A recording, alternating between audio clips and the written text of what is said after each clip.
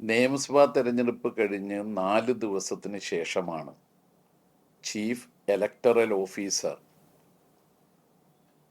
Polling സംബന്ധിച്ച കണക്കുകൾ വെളിപ്പെടുത്തിയത്. അതും ശതമാനം മാത്രം. എത്ര പേർ വോട്ട് ചെയ്തു എന്നത് കൃത്യമായ എണ്ണമനുസരിച്ചുള്ള കണക്കില്ല. അതിലേറെ ഗൗരവമായ പ്രശ്നം ഇന്ന് ഇലക്ഷൻ കമ്മീഷൻ സൈറ്റിൽ നൽകിയ കണക്ക് പ്രകാരം 1,35,068 ഇലക്ഷൻ ഡ്യൂട്ടിയുള്ള സർക്കാർ ജീവനക്കാർ ബാലറ്റ് ലഭിക്കുകയും വോട്ട് ചെയ്യുകയും ചെയ്തു എന്നാണ്. 1,56,720 സർക്കാർ ജീവനക്കാർക്ക് ഇലക്ഷൻ ഡ്യൂട്ടി നൽകിയിട്ടുണ്ട്. ഇതിനു പുറമെ പ്രത്യേക സുരക്ഷാ സേനാ അംഗങ്ങളും ആരോഗ്യ പ്രവർത്തകരും വീഡിയോഗ്രാഫർമാരും ഫോട്ടോഗ്രാഫർമാരും ടാക്സി ഡ്രൈവർമാരും അതോടൊപ്പം NCC NSS തുടങ്ങിയ പ്രത്യേകമായി നിയോഗിക്കപ്പെട്ട സേനാ അംഗങ്ങളും എല്ലാം ഉൾപ്പെടെ വന്നാൽ ഏതാണ്ട് 1.25 ലക്ഷത്തിലധികം ആളുകൾ വരും. അതിനർത്ഥം ഏതാണ്ട് 1/2 ലക്ഷത്തോളം ആളുകൾക്ക് തെരഞ്ഞെടുപ്പ് പ്രക്രിയക്ക് ഇലക്ഷൻ കമ്മീഷൻ പ്രത്യേകമായി നിയോഗിച്ചവർക്ക് വോട്ടവകാശം നിഷേധിക്കപ്പെട്ടിട്ടുണ്ട് എന്നാണ്. ഇത് ജനാധിപത്യ പ്രക്രിയയിൽ തന്നെ ആദ്യത്തെ ഒരു സംഭവമായിരിക്കും.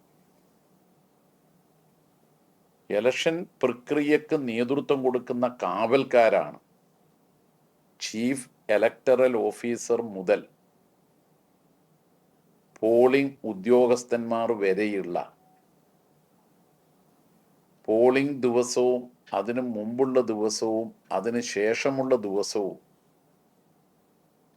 സമാധാനപൂർവവും നീതിപൂർവവുമായ തെരഞ്ഞെടുപ്പ് നടത്തൽ പ്രക്രിയക്ക് നേതൃത്വം കൊടുക്കുന്നവർ. അവരിലാണ് വോട്ട് നിഷേധിക്കപ്പെട്ടവരെ കാണാൻ കഴിയുന്നത്. ഇത്തരമൊരു സാഹചര്യം സൃഷ്ടിച്ചത് 2023 നിലവിലുള്ള കോണ്ടക്ട് ഇലക്ഷൻ റൂൾ എന്ന ചട്ടം ഭേദഗതി ചെയ്യുകയും പോസ്റ്റൽ ബാലറ്റ് വഴി വോട്ട് ചെയ്തിരുന്നവർക്ക് പ്രത്യേക ഫെസിലിറ്റേഷൻ സെൻറ്റർ ഒരുക്കി ബാലറ്റ് നൽകി അവിടെ പോളിംഗ് സ്റ്റേഷനാക്കി വോട്ട് ചെയ്യാനുള്ള അവസരം നൽകുമെന്നുള്ള തീരുമാനമാണ്. എത്ര തവണയാണ് ഇലക്ഷൻ ഡ്യൂട്ടിക്ക് നിയോഗിക്കപ്പെട്ട ജീവനക്കാർ ഫെസിലിറ്റേഷൻ സെൻറ്ററിൽ പോയി ബാലറ്റ് കിട്ടാതെ തിരിച്ചു വരേണ്ടി വന്നത്?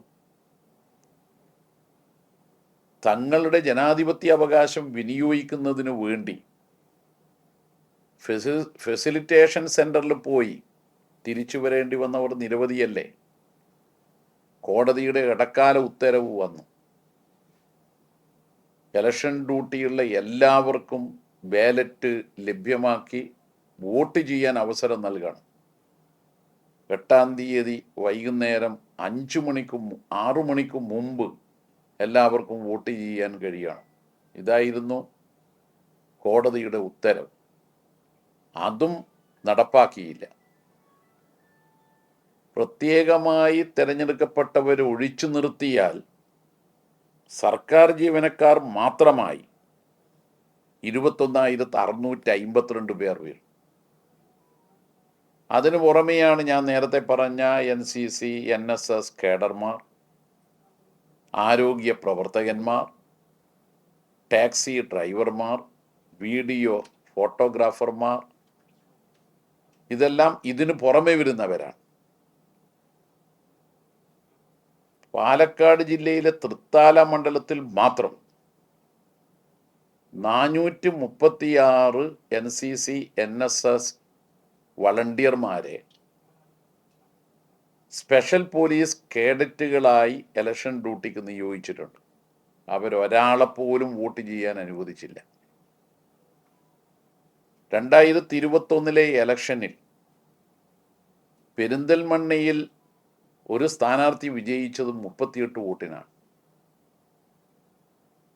ഇത് പ്രകാരം ഇലക്ഷൻ നിഷേധിക്കപ്പെട്ട സർക്കാർ ജീവനക്കാരും അനുബന്ധ ജോലിയിൽ ഏർപ്പെട്ടവരും ശരാശരി ഒരു മണ്ഡലത്തിൽ 200-250 ആളുകൾ വരും. ഒരു മണ്ഡലത്തിൻ്റെ ജയാപജയങ്ങളെ നിർണയിക്കുന്ന വോട്ടായിരിക്കും അത്. അങ്ങനെ സംഭവിച്ചാൽ അതിന് പൂർണ്ണ ഉത്തരവാദിത്തം ഇലക്ഷൻ കമ്മീഷനായിരിക്കും എന്ന കാര്യത്തിൽ ഒരു തർക്കവുമില്ല. എത്രയോ തവണ സർക്കാർ ജീവനക്കാർ പോസ്റ്റൽ ബാലറ്റിനു വേണ്ടിയിട്ട് അപേക്ഷ നൽകി കാത്തിരിക്കുകയായിരുന്നു. 8-ാം തീയതി രാത്രി പോലും 15 ജീവനക്കാരെ ഇലക്ഷന് വേണ്ടി പ്രത്യേക ഡ്യൂട്ടിക്ക് നിയോഗിച്ച അനുഭവമാണ് കണ്ണൂർ ജില്ലക്കുള്ളത്. അവർക്ക് ഫെസിലിറ്റേഷൻ സെൻറ്ററിൽ പോയി വോട്ട് ചെയ്യാനുള്ള അപേക്ഷ നൽകാനുള്ള സമയം പോലുമില്ല. യഥാർത്ഥത്തിൽ എത്ര ജീവനക്കാർ ഇലക്ഷൻ ഡ്യൂട്ടിക്ക് വേണമെന്നുള്ളതെല്ലാം മുൻകൂട്ടി ആസൂത്രണം ചെയ്യാൻ കഴിയുന്ന ഒരു കാര്യമാണ്. ഇതാദ്യമായിട്ടല്ലല്ലോ തെരഞ്ഞെടുപ്പ് നടക്കുന്നത്. തങ്ങൾക്ക് വോട്ട് ചെയ്യാനുള്ള അവസരം നൽകണമെന്ന് ആവശ്യപ്പെട്ടുകൊണ്ട് ഈ 21,652 ജീവനക്കാരുടെ പ്രതിനിധികളായി 19 പേർ ഹൈക്കോടതിയെ സമീപിച്ചിരിക്കുകയാണ്. അതിനു പുറമെ സർവീസ് സംഘടനകളും റിട്ട് ഹർജി ഫയൽ ചെയ്തിട്ടുണ്ട്.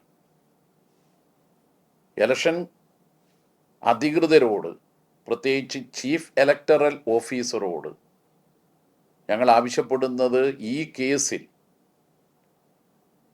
ഇലക്ഷൻ ഡ്യൂട്ടിക്ക് അപ്പോയിൻമെൻ്റ് ഓർഡർ നൽകി വോട്ടവകാശം നിഷേധിക്കപ്പെട്ട,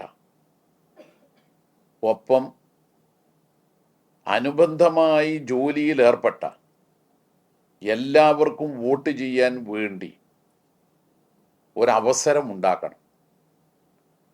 വോട്ടെണ്ണൽ മെയ് 4 മാത്രമാണ്.